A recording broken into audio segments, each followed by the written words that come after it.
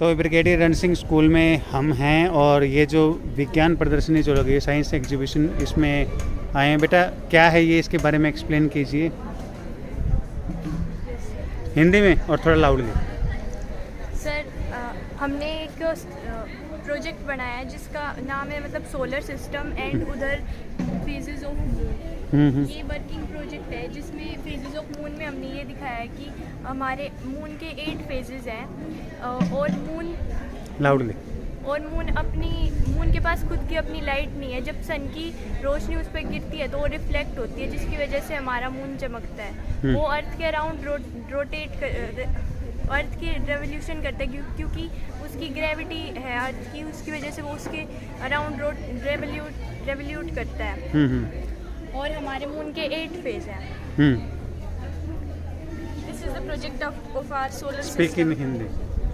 ये प्रोजेक्ट है हमारे सौर परिवार का, जिसे सौर मंडल भी कहा जाता है। सन जो होता है वो सबसे गर्म सितारा माना जाता है हमारे सोलर सिस्टम का। जो पहला प्लेनेट आता है वो होता है मरकरी, ये सबसे पास होता है सूर्य के, और सबसे छोटा प्लेनेट भी कहा जाता है। उसके बाद आता है वीनस, जो कि सबसे गर्म प्लेनेट होता है और इसे अर्थ ट्विन भी कहा जाता है क्योंकि ये अर्थ जैसा दिखता है।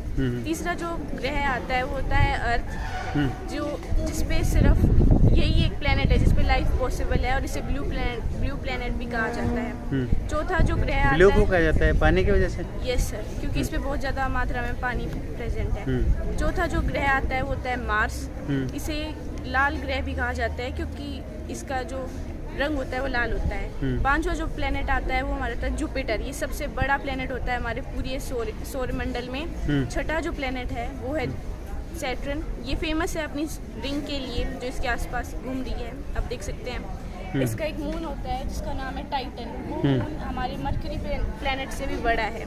यूरेनस और नेपच्यून को हम आइस जाइंट्स कहते हैं क्योंकि इन पे कंपोजिशन होती है ammonia, ISIS, methane and carbon. Thank you बेटा। आप बताइए बेटा। ये प्रोजेक्ट है रोटेशन और रिवॉल्यूशन का। रोटेशन होता है जब अर्थ अपने एक्सिस पर घूमती है उसे रोटेशन कहते हैं। और रिवॉल्यूशन होता है जब अर्थ सन के चारों ओर घूमती है अपनी ऑर्बिट पर, उसे रिवॉल्यूशन कहते हैं। रोटेशन एक दिन में होता है पूरा और रिवॉल्यूशन 1 साल में पूरा होता है। थैंक यू बेटा। आप एक्सप्लेन कीजिए बेटा।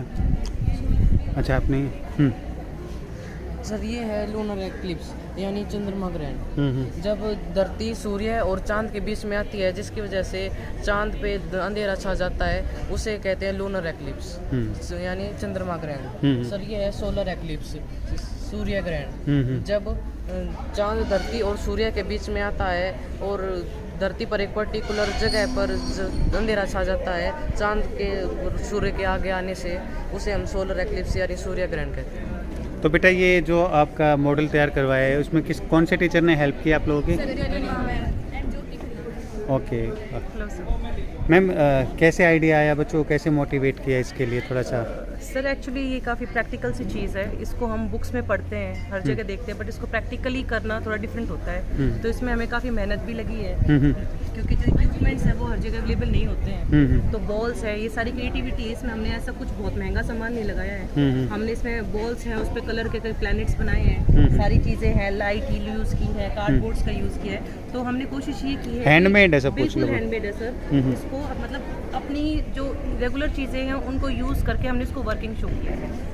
सारे बच्चों ने मिलके काफ़ी चीज़ें की हैं, पेंट करके, स्टार्स लगा के इसको थोड़ा सा डेकोरेट करके इसको हमने प्रेजेंट किया है। So basically the thing is, जो हम पढ़ रहे हैं, जो हम चीज़ें देख रहे हैं, उसको हमने कोशिश की है कि हम उसको अपनी आंखों से देख सकें कि भाई सन कहाँ है, ये इसका पूरा परिवार है, ये किस तरीके से लगा हुआ है, तो उसको हमने इसमें दिखाने की कोशिश की है।